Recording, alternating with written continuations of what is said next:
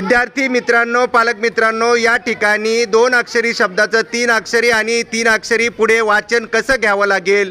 वाज आणि त्याला पुढे व जोडला. बघा मग वाज, त्याचा शब्द झाला वाजव आणि त्यालाच वला काना लावला की शब्द झाला वाजवा.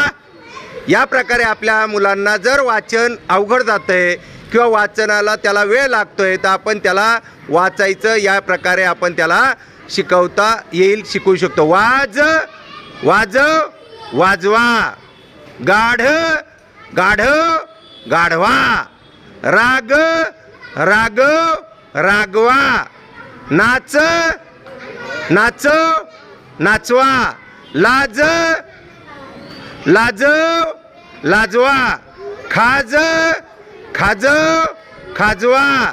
या प्रकारे खूप सारे शब्द आहेत. वाच वाचव वाचवा.